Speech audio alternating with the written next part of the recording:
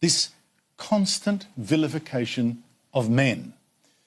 I mean, seriously, enough. Enough with making all men seem collectively guilty for the rapes and murders and wife bashings of a tiny few.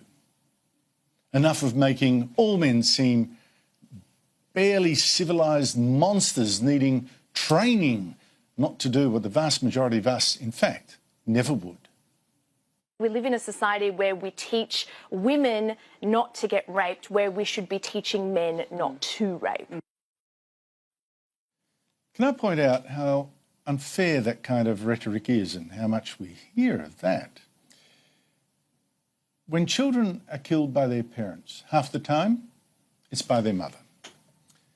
But we don't say, therefore, women kill their children. We don't say, let's now teach women not to kill their children.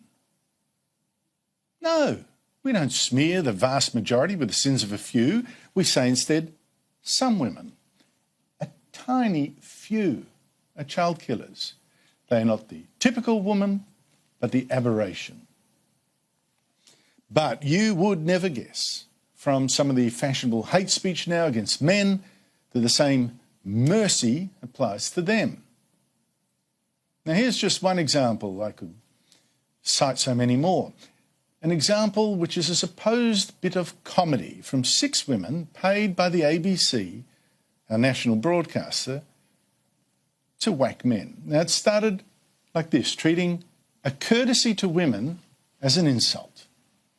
Thanks, men, for holding the door open for me. Otherwise, I'd just stand outside in the rain for hours. Now, actually, holding the door open for a woman is an insult? It's not an insult. It's actually exactly the kind of cultural signal to men that even a feminist should welcome, because it is a ritual act of humility to acknowledge that men, being generally stronger, do have a special responsibility to use that strength to protect those physically weaker, even to defer to them. But those ABC women hadn't finished attacking this argument that most men do actually protect women. Thanks, men, for not listening to us when we say no. You know I'm not strong enough to know what I want or to fight you off. Thanks to all the men out there for so many domestic violence calls. It keeps me in a job. Thanks for protecting us from men. Men. How strange, I thought, watching this video. I mean, is there really nothing good to say about men? You see, if a woman needs police to save her from a hold-up or a siege, odds are it will be a man who risks death for her. If a woman needs saving from a burning building, odds are it will be a man who puts his life on the line to defy the flames. If a woman needs saving from drowning, odds are that it will be a man who paddles through the waves to her.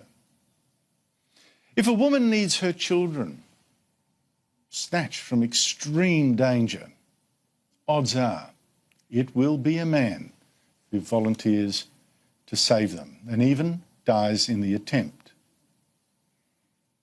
Now, true, many men do have a restless ambition and a will to power, some even an ingenuity, and from some that has produced evil.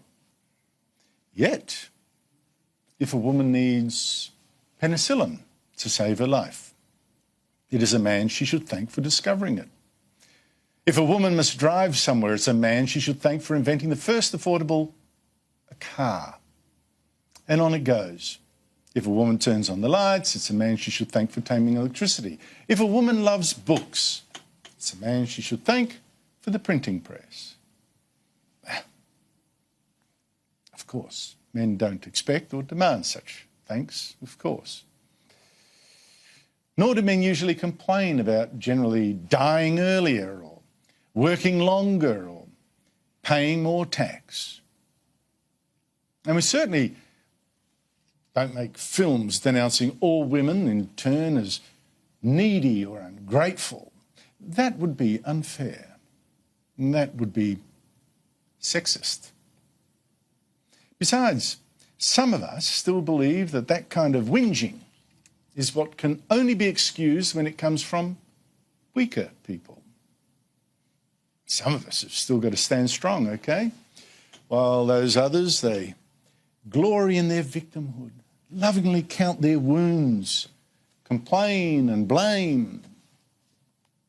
Sure, some of us men may now and then sigh, but in the end, it is still in the nature of most men to protect and to serve.